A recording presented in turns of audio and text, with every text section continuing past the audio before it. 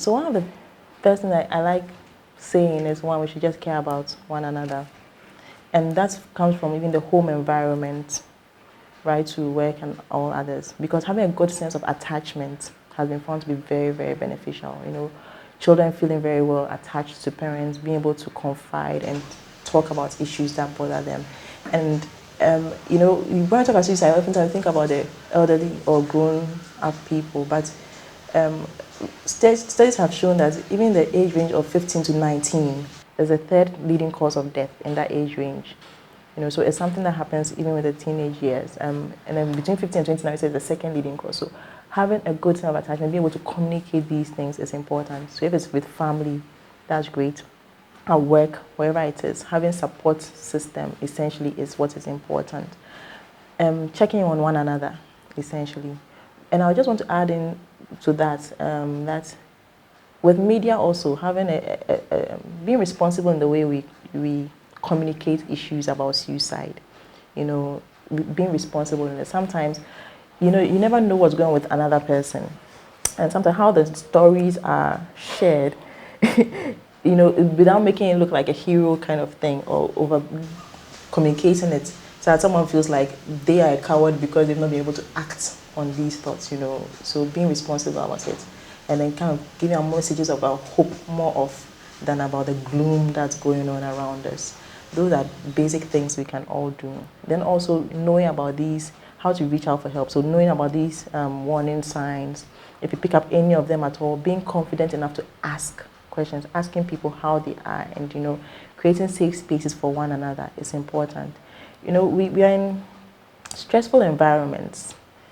Work environments are one of those.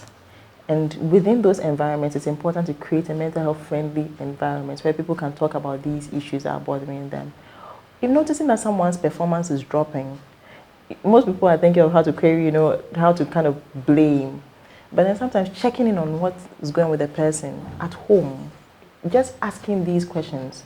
So it's every day. It's not like a peculiar thing you're doing, like on a special mission, but just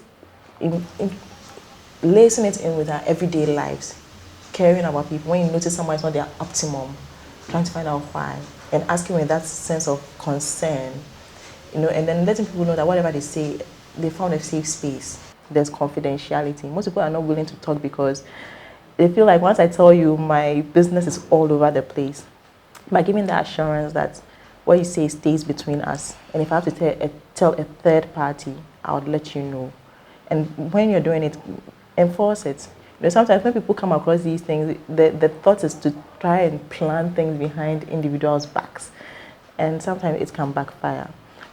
If the person is not in a frame of mind where they can appreciate what is going on, so someone is in a state where they can't really make good decisions because they are maybe hearing voices, seeing things, and they are in a state where at that point in time they can't really decipher for themselves, then you may reach out for health interventions without their consent. So you may forcibly take them to a hospital, or even forcibly get someone, a police officer, to help you take the person to a healthcare. So that one, the purpose of the police is not to arrest the individual for an attempt, but then to help convey them to a safe place, a health facility, so that they don't harm themselves or other persons. So that is it. But then if someone can appreciate what is going on, then keeping them involved is important. Discussing what you are planning to do is important, because sometimes people come in feeling very hurt by some of the interventions. While we're trying to help, sometimes we may end up hurting persons a lot more. So essentially, what I think it will boil down to treating others as we want to be treated. How you want to be treated, just ensure that you treat others in the same light.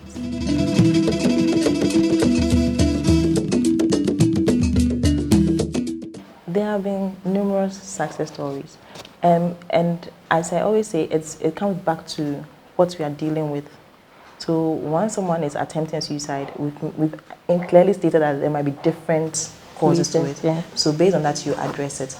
But then I have come in touch with some who came in very, very desolate and had attempted.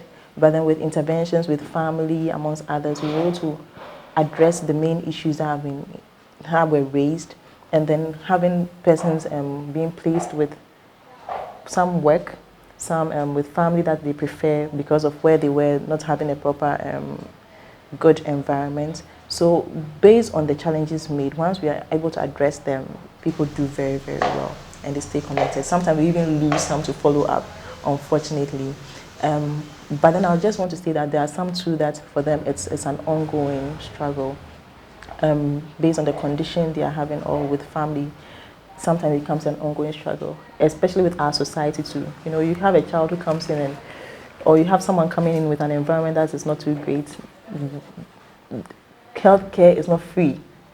So either you're going to keep the person perpetually in the hospital, you know, the person has to go back. Who will pay for it when you're keeping the person again?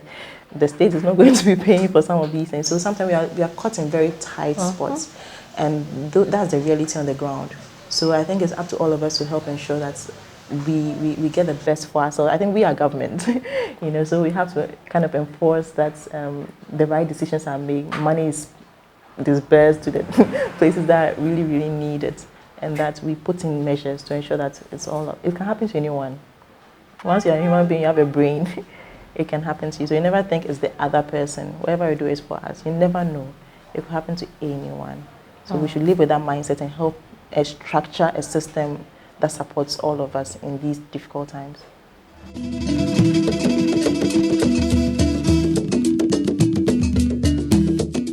For all, psychotherapy is a mainstay. Okay, so psychotherapy, as we said, is a form of talk therapy. So some would put it in the term of counseling, but there's more than just counseling. There's like, is something that's skilled technique that a trained person kind of gives. Okay, so though it looks like you're talking, there's a lot of work that goes into it. And based on the type of therapy that is used, assignments among others go in. So it's a lot of work that goes into it. And as you said, so the therapy can be the individual therapy, family therapies among that. So that is one core component. Based on the person's assessment, if there's a need for medication in regards to managing the person's health, then that might be given. If anyone comes in with an attempt, first and foremost, as you said, they would go to emergency. So with emergency care, that is purely medical thing. If someone has drunk something or slashed some part of the body, that will be addressed. And then we'll start adding the psych aspect. So psych aspect, you have the psychotherapy in. If it's a condition that needs medication, so if it's severe depression, the person might get what we call some medications, antidepressants amongst others. If it's a psychotic condition, as we were talking about schizophrenia amongst others, if there's a need for antipsychotics, that might also come in as also. If medication is necessary, that might be done. For suicide as well, in mental health and in psychiatry, it's one of the indications where we talk about something called electroconvulsive therapy. So it's kind of a shock therapy. So that can also be administered to some persons, and it has good outcomes as well. Yeah, so most people hear about these things and they're a bit scared, but it's done in a very humane way, ensuring that persons are anesthetized, and then it's very scientific, and it's done to ensure that persons do not have harm, but then they get a good out of it. And we've got a lot of people having very good response to it. Even people who do not make good response from medications respond quite well to that therapy as well. Yeah.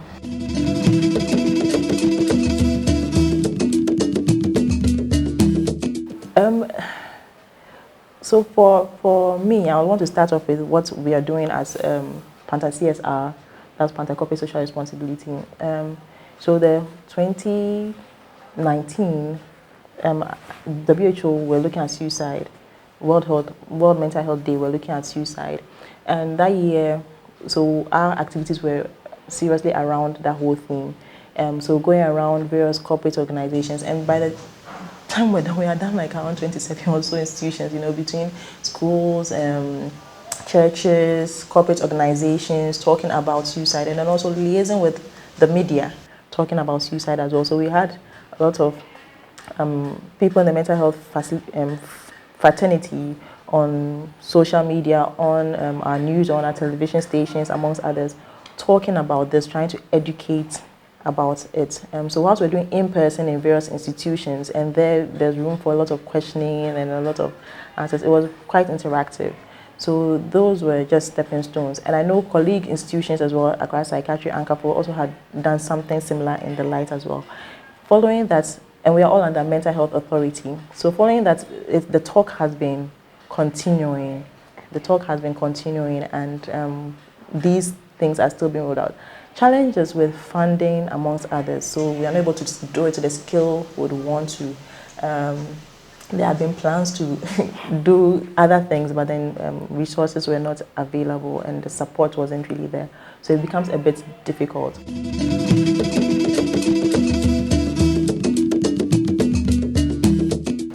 So concluding about suicide, or the topic of suicide, I just want to add that someone attempting suicide, it's not a mark of weakness. It's not a personal failure. Our resilience varies. We are not all the same. Our experiences growing up and our experiences daily varies. And the same thing might happen to me, might happen to you, but how I will respond and how you respond would be different, because we are different individuals and there's no perfect way to it. So when someone has these thoughts and acts based on them, it's time for us to gather around the person and give the support. It's time to rally around the individual and give all the support we can, because each and every life matters. No life is valueless. No life is worthless. Each and every life matters. So it's worth the investment. Okay.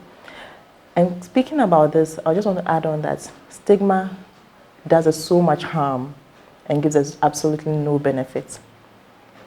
By labeling individuals and giving them some names and then devaluing them and seeing them less than they are, in no way adds any value to ourselves. When anyone goes through anything and has any action in these lights, or even has a mental health disorder, it does not make them less of a person. These conditions can be managed. It's time for us to get up, identify people when they are calling out for help, when they are trying to talk to us, listen to them, give them a space where they can feel safe and share what is going on with them, and then link them up with healthcare so that they can get the help that's needed, because the same individuals who would end up still blessing us. So let's come together as a people, let's work together, and let's make sure that suicide becomes a thing that is not as avid as it is. And let's decriminalize suicide, please. Let's decriminalize suicide. I think that's my final word on it.